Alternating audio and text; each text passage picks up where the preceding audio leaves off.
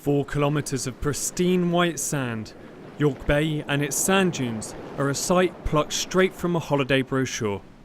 But hidden beneath the sand are the remains of the legacy left behind after the Argentine invasion in '82. The minefields behind me, located just to the east of Yorke Point, are just 2 of 6 minefields you can find between Gypsy Cove and the end of Yorke Bay. And though over the years we've been very used to seeing the deminers on their hands and knees digging through the peat to try and find these mines, the task here is proving to be something quite different. Well, it's been challenging actually. We've got a lot of new machines, a lot of new processes going on, so it's taking us a bit of time to get them synced. But we're getting well into the job now, and the technical survey is going quite well. It is vitally important to have accurate records, so a technical survey will take place on all 8 of the minefields before Safelane Global can go ahead and start lifting the mines from the ground.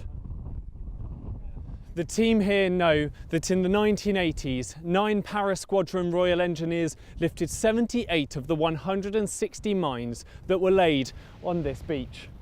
But how do the team know that there are 160 mines placed there to begin with?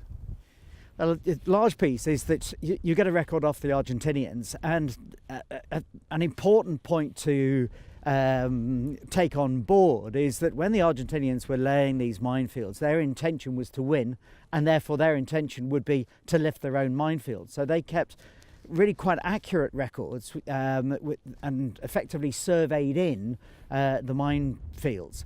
So we have those records in large part. But even if you don't have a record, what we got was a good understanding from the British forces in 1982 indicating where the hazardous areas were.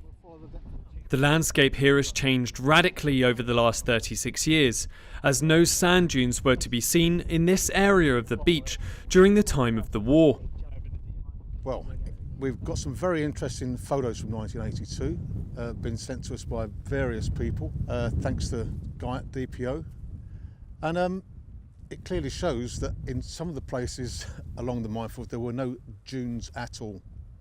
So, where those dunes are now means the mines are underneath them. But with the shifting sands and changing tides, could there have been an influence on the mines laid here? So it again tells us that most mines could have been washed into the water by the tides. Because as I said earlier on, that the beach area was cleared to 1 meter. So if there were mines, we could have found them. So the reason why we are moving away from the beach, trying to clear a wider area deep into the dunes and to try to meet the 2 minefields, is to leave no stone unturned in an attempt to find all the mines.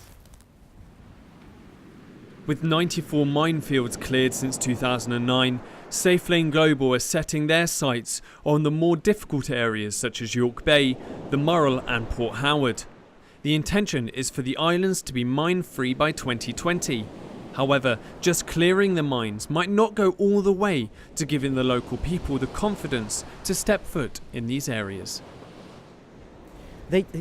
For me, I think the most important thing is those who really want to get an understanding of this and the risks that are undertaken now and the lack of risk when we finished.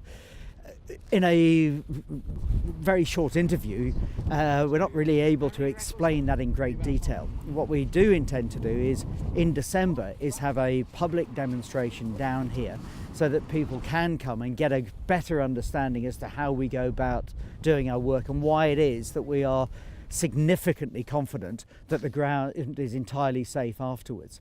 But if anyone wants to come down and actually get in touch and have a visit to see what we do, why we do it and why we are that confident, please get in touch.